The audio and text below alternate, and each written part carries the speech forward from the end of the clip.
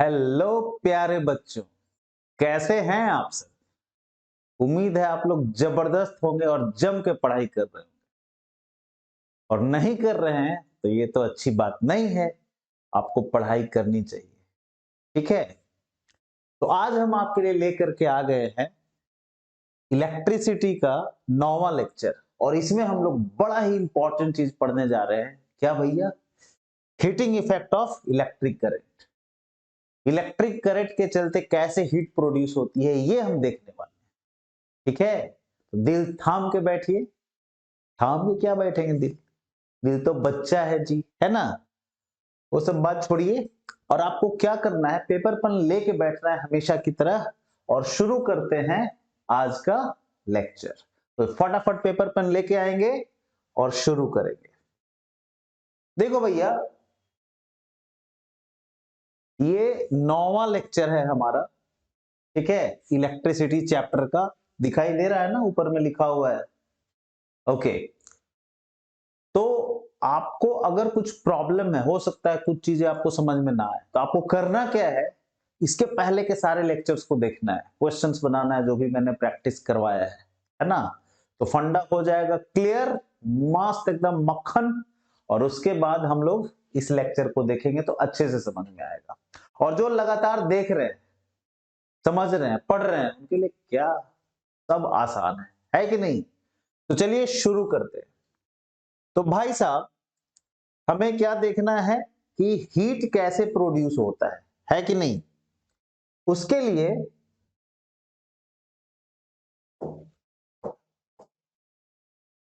हम क्या करेंगे, सबसे पहले एक सर्किट ड्रॉ करता हूं मैं, ध्यान से देखना। ये क्या है? एक रजिस्टर। इसके अक्रॉस मैंने एक सेल कनेक्ट कर दिया है, तो यह हमारा एक सर्किट बन गया। अंडरस्टूड? ये मान लो इसका पोटेंशियल डिफरेंस है V। इसमें करंट जो फ्लो हो रहा है वो हो रहा है I। और ये जो रजिस्टर, इसका रेजिस्टेंस है R। अंडरस्टूड? करंट हमेशा पॉजिटिव से निगेटिव की ओर फ्लो करता है आउटसाइड द सेल, है ना। तो ये ऐसे ऐसे जाएगा और ये ऐसे आ जाएगा। अंडरस्टूड? बहुत बढ़िया। अब देखो, जस्ट ट्राई टू अंडरस्टैंड क्या होता है जब करंट फ्लो होती है। ठीक है, होता है, होती है, जो भी है। तो रजिस्टर में क्या होता है, इसको ना डिफिकल्टी होती है वहां पे जाने में। करंट क्या है? करंट है हमारा चार्जेस जो एक पर्टिकुलर डायरेक्शन में फ्लो कर रहा है। Flow of charge in a fix direction is known as current. Understood? Charge यहाँ पे क्या है, तो यहाँ पे इलेक्ट्रॉन्स है, तो इलेक्ट्रॉन्स जाएंगे, उनको दिक्कत होगी। यहाँ पे रेजिस्टेंस वही होता है, जो रजिस्टर क्या होता है, जो चार्ज को फ्लो होने से में परेशानी डेवलप करता है, जो डिफिकल्टी प्रोड्यूस करता है, that is known as register. ठीक है, तो क्या होता है, ये जो सेल है ना आपका, राइट, ये जो सेल है, जैसे इसको यहाँ पे मैं ड्रॉ करता हूं, देखना। ये है पॉजिटिव और ये है निगेटिव, राइट। अब देखो, आपको इतना तो पता होगा, जो करंट का डायरेक्शन होता है उसका उल्टा होता है हमारा किसका डायरेक्शन? बोलो। उसका उल्टा होता है इलेक्ट्रॉन का डायरेक्शन, यानी इलेक्ट्रॉन इधर जा रहे हैं सर। अंडरस्टूड ना? ये है आपके इलेक्ट्रॉन का डायरेक्शन। समझ में आई बात? राइट। सो क्या होगा, जो सेल है हमारा, ठीक है, ये इसका एक टर्मिनल है, ठीक है, पॉजिटिव टर्मिनल, पॉजिटिव टर्मिनल। और ये क्या है हमारा? Negative terminal, negative terminal. ऐसे नहीं, पूरा ही मैं लिख देता हूं, positive terminal and this is negative terminal.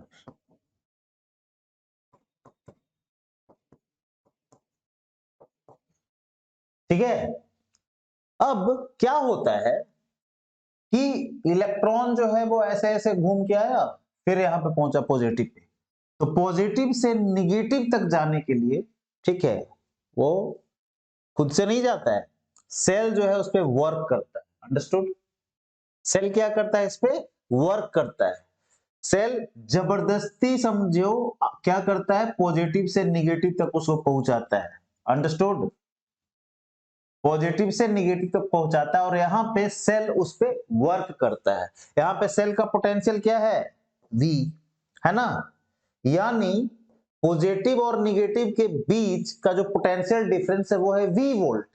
V potential difference है कि नहीं? सो जब पॉजिटिव टर्मिनल से निगेटिव टर्मिनल तक जाएगा तो उसके ऊपर सेल काम करेगा, और वो काम कितना होगा? राइट। आपको पोटेंशियल का अगर याद है, पोटेंशियल का क्या होता है? Work done per unit charge. Understood? तो यहां से हम वर्क डन क्या लिखेंगे? V into Q. अंडरस्टूड और नॉट? V into Q. और Q क्या है? चार्ज। कितना चार्ज जा रहा है पॉजिटिव से निगेटिव की ओर। अंडरस्टूड? अब एक इलेक्ट्रॉन थोड़े जा रहा हो, वो तो भयानक नंबर है उसका भाई, इलेक्ट्रॉन्स का। राइट? ट्रिलियंस ऑफ इलेक्ट्रॉन्स जा रहा है कि नहीं? अंडरस्टूड? सो टोटल चार्ज ये हो गया। तो यही जो वर्क है, कितना? V into Q, V Q के बराबर इतना वर्क चार्ज के ऊपर हो जाता है। अंडरस्टूड? यानी कि वर्क, आपको पता है वर्क और जो एनर्जी है वो सिनोनिमस है। राइट? वर्क का भी यूनिट जूल और एनर्जी की भी यूनिट जूल। तो आप दोनों को बहुत सारे जगहों पे आप सेम कंसीडर कर सकते हैं।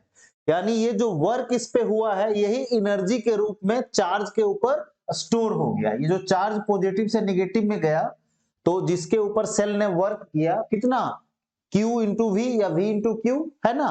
वो उसके ऊपर स्टोर हो गया, जमा हो गया। अब यही चार्ज एनर्जी लेके आगे बढ़ा बढ़ा बढ़ा, रजिस्टर मिला, ठीक है। अब रजिस्टर उसे जाने नहीं दे रहा, लेकिन इस चार्ज के पास तो एनर्जी ज्यादा है कि नहीं? हाई एनर्जी है, लेके आया है सेल से। तो ये एनर्जी यहां पे इसको ट्रैफिक मिल गया बहुत ज्यादा, तो क्या हुआ? ये एनर्जी यहां पे लूज कर देता है यहां तक आते आते, ठीक है। यहां पे एनर्जी इसकी कम हो जाती है, यहां पे हाई एनर्जी है, जबकि यहां पे लो एनर्जी हो जाता है। Do you understand? और फिर जब लो एनर्जी हो जाता है, फिर यहां पे पहुंचता है, तो फिर सेल वर्क करता है और पॉजिटिव से निगेटिव तक उसे एनर्जी दे करके भेज देता है। Did you understand? और यही साइकिल चलते रहती है। अब गौर करने वाली बात यह है कि सेल एनर्जी दे कहां से रहा है, या बैटरी एनर्जी कहां से दे रहा है? वो जो सेल के अंदर केमिकल एनर्जी है, वही केमिकल एनर्जी इस चार्ज को एनर्जी सप्लाई कर रहा है। इसीलिए क्या होता है, थोड़े टाइम बाद जो सेल के अंदर जो केमिकल एनर्जी था, वो केमिकल एनर्जी तो दे सेल जो है वो दे रहा है किसे? चार्ज को। हर बार दे रहा है सर्किट में, जैसे ही आता है जो यहां पे आया चार्ज, उसे एनर्जी दिया और भेज दिया दूसरे साइड निगेटिव टर्मिनल पे। तो इस तरह से केमिकल एनर्जी धीरे धीरे सेल की कम होते जाती है, और एक समय ऐसा होता है कि सेल हमारा पूरा डेड हो जाता है। अंडरस्टूड? जब डेड हो गया, सेल के पास खुद का ही केमिकल एनर्जी नहीं बचा, तो यहां पे इलेक्ट्रॉन जो है उसे उस साइड नहीं भेज पाएगा, यानी सर्किट हमारा एक तरह से ब्रेक हो जाता है। Do you understand? ठीक है, कोई करंट फ्लो नहीं होता है, जो भी आपका इलेक्ट्रिक अप्लायंस लगा हुआ है वो काम करना बंद कर देता है। फिर हम क्या करते हैं, सेल को या बैटरी को रिप्लेस करते हैं और फिर स्टार्ट हो जाता है हमारा इलेक्ट्रिक अप्लायंस काम करना। समझ में आई बात? ठीक है। तो हम क्या पढ़ रहे हैं यहाँ पे हमें हीटिंग इफेक्ट देखना है स्पेशली। समझ में आई बात? ये सारी बातें आप नोट कर लेंगे, इसे मैं अभी इरेज करने वाला हूं। सो हमें क्या देखना है? हमें हीटिंग इफेक्ट देखना है sir.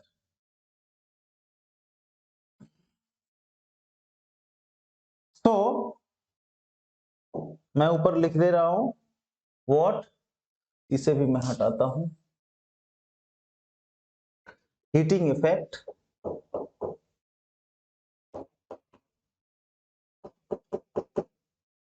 Heating effect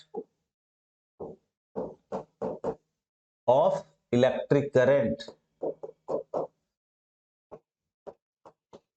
electric current, this is our heading. तो क्या देखा हमने सर कि ये जो सेल है वो वर्क करता है ना। क्या वर्क किया था हमारा, Q इंटू वी या V इंटू क्यू, है ना। यही वर्क हमारा क्या है, एक्चुअली एनर्जी है जो चार्ज के पास है। बात आई समझ में। यही एनर्जी जब अगर वो बल्ब के फिलामेंट में जाएगा तो वो लाइट एनर्जी और हीट एनर्जी में कन्वर्ट हो जाएगा, है कि नहीं। अगर वो स्पीकर में जाएगा तो स्पीकर क्या करेगा, इलेक्ट्रिक एनर्जी को साउंड एनर्जी में कन्वर्ट कर देगा।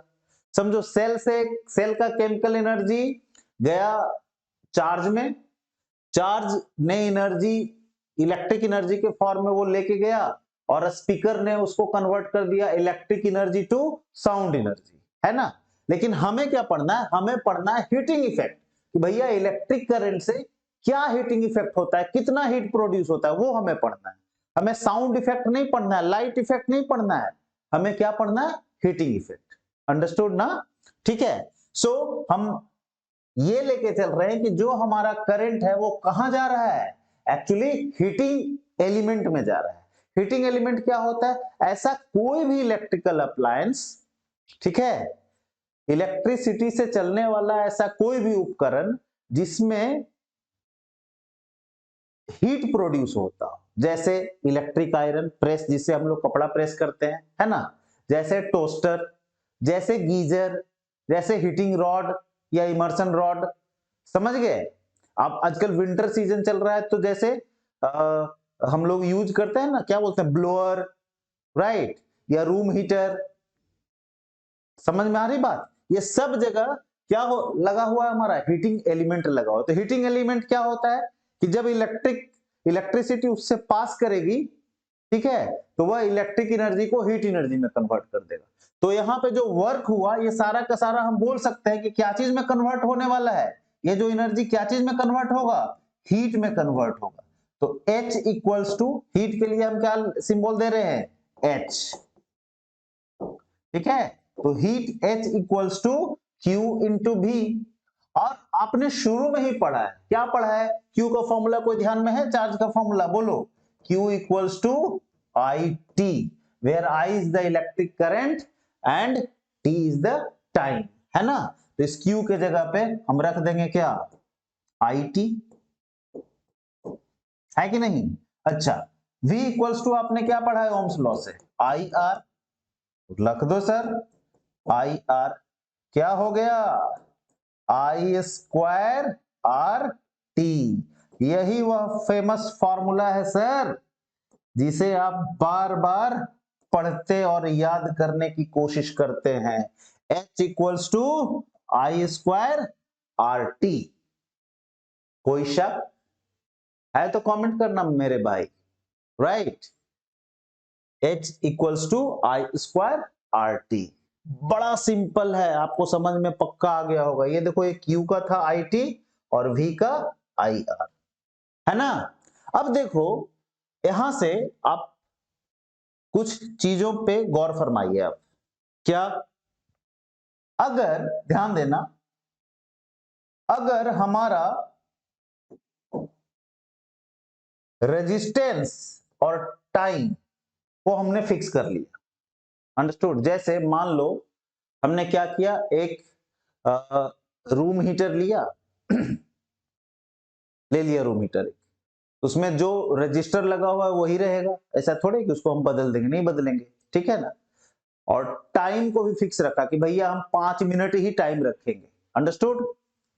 अब क्या किया कि जो भी करंट सप्लाई हो रहा था उसमें, ठीक है, मान लो वो आई क्या था, 5 एम्पियर का करंट था, मान लो, ठीक है। और उस समय जो हीट प्रोड्यूस हुआ, सपोज वो था 1000 जूल, ठीक है। हीट का यूनिट क्या होगा, एनर्जी है तो जूल, है कि नहीं। और यहां पे हमने क्या माना है कि R and T are constant, constant मतलब उसको चेंज नहीं करना, उसको छेड़ना नहीं। अब इस केस में अगर हम करंट को डबल कर दे, डबल करने का मतलब 2 से इसको मल्टीप्लाई कर देते हैं, मतलब 10 एम्पियर कर दिया हमने, ठीक है, 5 एम्पियर से 10 एम्पियर कर दिया, ये नया करंट है, इसे मानते हैं आई डैश, ठीक है। उस केस में हीट एच डैश क्या होगा, समझ में आई बात। तो देखो हमारा आर और टी तो कांस्टेंट है सर, है कि नहीं, और जब आर एंड टी कांस्टेंट होगा तो H will be directly proportional to I square, क्या बोलते हो, यानी करंट को अगर डबल कर देंगे तो हीट हमारा 4 गुना हो जाएगा, है कि नहीं। जैसे पहले था 5 एम्पियर, अब हो गया 10 एम्पियर, समझ, तो 5 एम्पियर था तो 5 का स्क्वायर हुआ होगा, तो यहाँ पे 10 एम्पियर है तो 10 का स्क्वायर होगा, समझ में आ रही बात। यानी कि दुगना करने से, अब देखो क्या होगा, अब इसको अगर आप सॉल्व करेंगे तो कैसे सॉल्व करेंगे, यहां पे मैं कर रहा हूं, तो h is directly proportional to I square, ठीक है, तो h equals to I square, और दूसरा हमारा क्या है h डैश इक्वल्स टू, इसको हम लोग आई डैश माने हैं तो आई डैश का स्क्वायर, इसका ले लेते हैं रेशियो, समझ में आई बात, इसका क्या करते हैं रेशियो ले लेते हैं, राइट, इसका रेशियो ले लेते हैं, तो देखो क्या हो गया रेशियो लेने से, तो देखो आई कितना था हमारा 5 एम्पियर, तो 5 का स्क्वायर, और आई डैश कितना है हमारा 10 एम्पियर, तो 10 का स्क्वायर, सॉल्व कर देते हैं, कितना हो जाएगा 25 अपॉन 100, इससे 4 टाइम्स चला गया ना, so H upon H dash क्या हो गया, एच अपॉन एच डैश, देखो मैं यहां पे लिख रहा हूं, so h upon h dash equals to 1/4, therefore h dash हमारा कितना हो गया 4 into h, that is 4 into h का वैल्यू कितना माने थे 1000, so 4 into 1000 joule, that is 4000 joule, so नया जो हीट प्रोड्यूस होगा वो कितना होगा 4000 जूल का हीट प्रोड्यूस होगा। बात आ रही समझ में, सिर्फ करंट को हमने डबल किया, हीट हमारा 4 गुना हो गया, डू यू अंडरस्टैंड, अरे समझ में आई बात, कब, जब रेजिस्टेंस और टाइम हमारा कांस्टेंट था, ठीक है, तो सिंपल सी बात है, रेजिस्टेंस और टाइम कांस्टेंट है तो एच जो है आई का, आई स्क्वायर का डायरेक्टली प्रोपोर्शनल है, तो करंट का अगर 2 गुना करेंगे, करंट अगर 2 गुना होगा तो 2 का स्क्वायर हो जाएगा, यानी कि 4 गुना हीट प्रोड्यूस होगा, 3 गुना करेंगे तो 3 तिहाई 9, 9 टाइम्स हो जाएगा, 4 गुना करेंगे करंट को तो 16 टाइम्स होगा, समझ में आ रही बात, ठीक है, बहुत बढ़िया। चलो थोड़ा और आगे बढ़ते हैं, अब देखो मान लो आपने क्या किया कि अभी आपने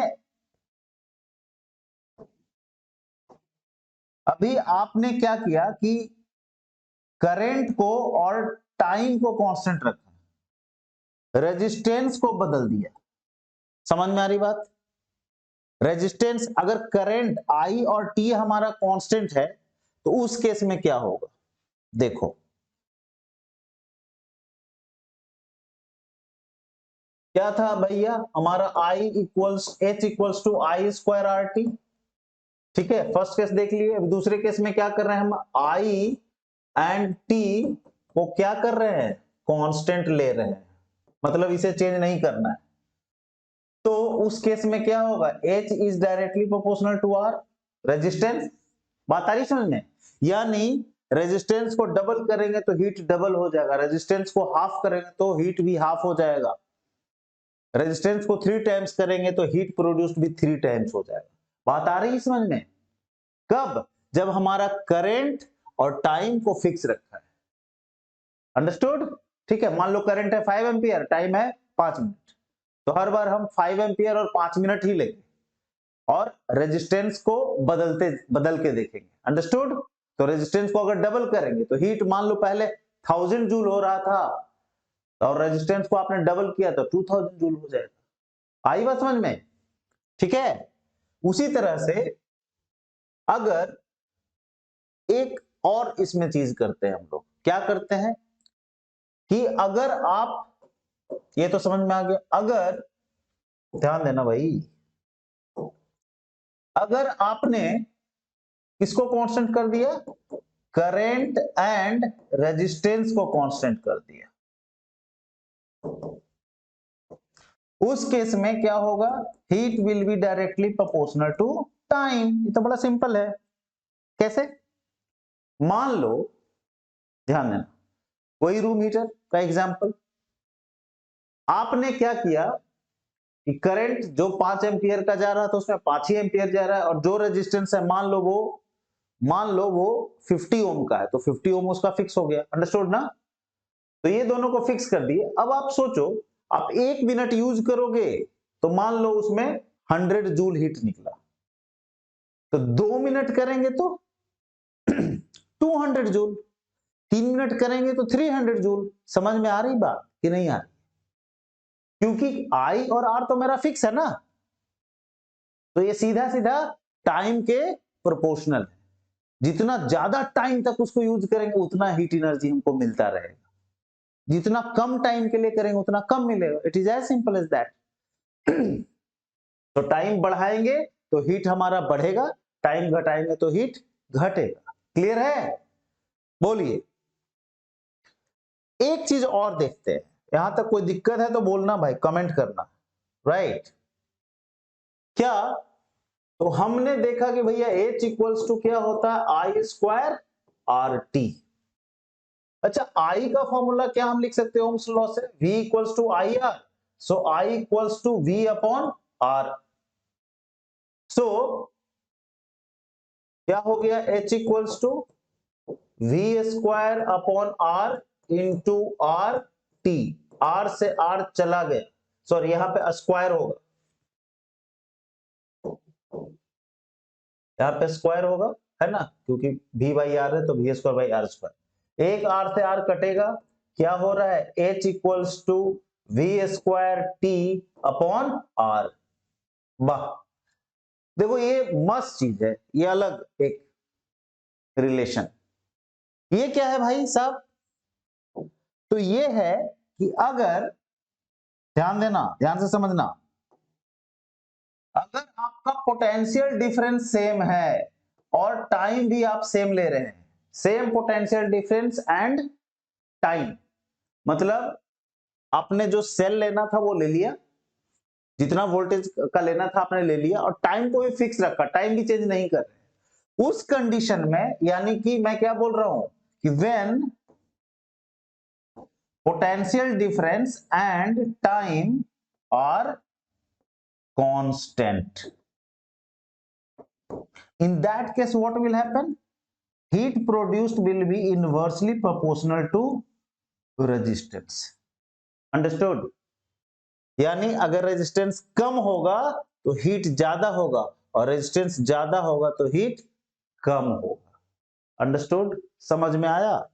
यानी for a given potential difference and time, if, sorry, the resistance is low, then the heat produced will be more, and vice versa. Vice versa मतलब if resistance will be high, then heat produced will be low. Did you understand? Clear है sir? बोलिए। ठीक है? कुछ दिक्कत रहेगा तो comment कीजिएगा। राइट? तो आई होप कि आपको ये सब क्लियर हो गया होगा। राइट? अब देखो, हमारे पास हीट के लिए कुछ फॉर्मूलाज हैं। पहला फॉर्मूला तो आपको समझ में आ ही गया, H equals to I square R T. दूसरा क्या कर सकते हैं, इसी से निकाल लेंगे, क्या, I के जगह पे हम रख सकते हैं V अपॉन आर, तो इसका होल स्क्वायर हो जाएगा क्योंकि ये आई स्क्वायर है। ओके, यहां से एक R से R चला गया तो क्या बच गया, V square by R into T. तो लिख देंगे दूसरा फॉर्मूला यहां पे, V square upon R into T. चलो और क्या कर सकते हैं हम यहां से, और देखें तो, ठीक है, देखो, अगर हम एक और फॉर्मूला क्या था H का, Q इंटू वी, है ना। तो Q के जगह पे अगर IT कर दें तो क्या हो गया हमारा IT into V, that is VIT। समझ में आ रही बात? बहुत बढ़िया। और एक फॉर्मूला क्या है हमारा यहां से, Q इंटू वी। ओके, अब देखो यहां से अगर आप रख दो V equals to I R, तो आई स्क्वायर आर टी आ जाएगा, ठीक है ना। अच्छा, यहां से आप I अगर सिर्फ रखें तो क्या होगा, I का वैल्यू अगर चेंज कर दें तो क्या हो जाएगा सर, देखो तो I equals to V by R, ठीक है, इंटू टी, और V तो पहले से है, तो हमारा क्या फॉर्मूला बन के आ रहा है, V square by R into T. तो एक फॉर्मूला हमारा और चाहिए, तो हम लोगों ने ऑलरेडी निकाल ही लिया। तो यही कुछ फॉर्मूलाज है जिसे आपको ध्यान में रखना पड़ेगा, ठीक है। अब सबको रट्टा मारने की जरूरत नहीं है, कोई एक आप याद रखो, बाकी तो आप इतने समझदार हो ही कि वैल्यू पुट कर करके आप निकाल सकते हैं, है कि नहीं। अब मान लो नहीं होता है इतना, तो हम क्या बताएं, आपको थोड़ा मेहनत करना पड़ेगा कस के सर, थोड़ा मेहनत करना पड़ेगा कस के, समझ रहे हैं ना बात को। हाँ, तो आप एक किसी एक को आप ध्यान में रखो, बाकी तो आप फॉर्म, बाकी तो उसमें आप उसको ये करते जाओगे, डालते जाओगे फॉर्मूला, दूसरे जो भी उसमें जो भी टर्म्स है उसका, तो आपको दूसरा आता जाएगा। मैं क्या करता हूं, मैं इसे याद रखता हूं, क्योंकि हर जगह यही दिया हुआ है, H equals to I square R T, और बाकी सबका वैल्यू पुट कर करके अलग अलग हम लोग निकाल लेते हैं। समझ में आई बात कि नहीं आई? ठीक है, चलो, आई होप कि आपको मस्त समझ में आ रहा होगा। नहीं आ रहा है तो भैया क्यों नहीं आ रहा है आप कमेंट कीजिए, राइट। ओके, चलिए आगे बढ़ते हैं। अब जरा इतना हो गया तो कुछ क्वेश्चंस कर लिया जाए। तो ये रहा पहला क्वेश्चन आपके स्क्रीन पे, और आपका समय शुरू होता है अब, राइट सर। तो देखिए क्या है क्वेश्चन, पढ़ लिया क्वेश्चन, समझ में आया कुछ। एक 3 वोल्ट का बैटरी है जो 5 ओम रेजिस्टेंस के साथ जुड़ा हुआ है। Calculate the heat produced in 5 second. तो क्या, सबसे पहले डेटा नोट करो मेरे भाई, सॉल्यूशन निकालेंगे इसका। तो वोल्ट कितना दिया हुआ है पोटेंशियल डिफरेंस, तो बोलेंगे सर जी 3 वोल्ट। ओके, रेजिस्टेंस का वैल्यू बताओ वत्स, वत्स 5 ओम, बहुत अच्छा। अच्छा, समय का वैल्यू बताओ सर 5 सेकेंड, बहुत अच्छा। सेकेंड का सिंबल स्मॉल एस होता है, ध्यान रखना। ओके, वोल्ट का सिंबल कैपिटल वी होता है। Okay sir, okay. तो पूछ क्या रहा है बाला, पूछ रहा है कि सर हीट कितना प्रोड्यूस्ड होगा इस 5 सेकंड में। बहुत अच्छा, अब आपको समझ में आ रहा होगा कौन सा फॉर्मूला लगेगा, है कि नहीं। और नहीं समझ में आ रहा है तो नो प्रॉब्लम, एकदम बेसिक से शुरू करेंगे ब्रो। तो एक फॉर्मूला तो आपको पता ही है, आई स्क्वायर आर टी, बोलो, है ना। आई नहीं दिया हुआ है, वी आर टी दिया हुआ, आर टी तो दिख रहा, वी नहीं दिख रहा है। तो आई के जगह पे ओम्स लॉ से क्या लिखते हैं, V equals to I R, so I equals to V by R, ये वाला चीज यहां फिट कर देंगे, तो V square upon R square into R T होगा, एक आर से एक आर मर गया, तो क्या बचा, V square by R into T. हाँ, अब v भी पता है, r भी पता है, t भी पता है, सब पता है, तो हीट नहीं निकलेगा क्या। अरे सर एकदम निकलेगा। तो v रखते हैं 3 वोल्ट, तो 3 का स्क्वायर है तो 3 इंटू 3, रेजिस्टेंस है आपका 5 ओम, और टाइम है आपका 5 सेकेंड। देखो मैंने यूनिट इसका नहीं लिया है, नहीं लिखा है ना, वोल्ट वोल्ट सेकेंड और क्या है ओम, नहीं लिखा है। क्यों नहीं लिखा है, माने तो लिख दीजिए, लेकिन लिखने जरा घौच-पौच हो जाता है यार, गिजबिजा जाता है। तो आपको करना क्या है, आपको पता है ना सब एसआई यूनिट में दिया हुआ है, नहीं तो कन्वर्ट कर लेंगे। तो जब सब एसआई यूनिट में दिया हुआ है सर, तो हीट भी जो प्रोड्यूस होगा, जो आप कैलकुलेट करेंगे, वो भी किस यूनिट में आएगा, ऐसा यूनिट में आएगा। समझे कि नहीं? तो 5 से 5 चला गया तो कितना हुआ, दैट इज 9। अब 9 क्या लिखें, जूल, क्योंकि एनर्जी का यूनिट क्या होता है, joule. Understood? Just joule, joule, just joule. और देखो सिंबल में लिखेंगे तो कैपिटल जे लिखना पड़ेगा, और पूरा लिखेंगे तो स्मॉल जे से लिखेंगे। अंडरस्टूड और not? So 9 joule is the answer. अब सोचो बड़ा डिफिकल्ट था क्या, यही आ जाएगा आपके बोर्ड के एग्जाम में, राइट? और आपसे अगर नहीं बनेगा तो क्या बोले, लानत है ऐसी पढ़ाई पे, ऐसे बच्चे पे यार। इतना सिंपल है, कुछ बच्चा को ना न्यूमेरिकल्स देख कर पसीना छूट जाता, अरे काहे, ये सबसे मस्त क्वेश्चन होता है, इसमें कोई मार्क्स ही नहीं कट सकता। थ्योरेटिकल क्वेश्चन में तो आप लिखेंगे 5 लाइन 10 लाइन लिखेंगे, उसमें तो कहीं कुछ गलती सलती हो सकता है, इसमें क्या गलती, कोई गलती नहीं। कम लिखना, लिखो कम और मार्क्स पूरा आएगा, और क्या चाहिए, है कि नहीं? चलिए अगले क्वेश्चन पे चलते हैं। A current of 4 ampere passes through a resistance of, सबसे डेटा नोट करो भाई, bro, note the data, okay? So इसका डेटा, करंट ऑफ 4 एम्पियर, तो आई कितना है, 4 एम्पियर, थ्रू रेजिस्टेंस आर कितना है, अरे कितना है बोलोगे, 100 ohm, for 15 minutes, O M G, 15 minutes. 15 minutes का क्या मतलब भैया, सेकंड में कर लो ना यहीं पे, तो 15 इंटू 60 सेकेंड, बोलो। अब भी इसको इसको मल्टीप्लाई नहीं करेंगे, सीधा पुट करेंगे वैल्यू, कटेगा छटेगा, मजा आ जाएगा, है कि नहीं? जैसे मैं कर देता हूं, ये हो जाएगा 900 सेकेंड, ठीक है, ओके। अब हमें पूछ क्या, कैलकुलेट द हीट, अरे सेम है भैया, बस अरे यहाँ पे एक ट्विस्ट है।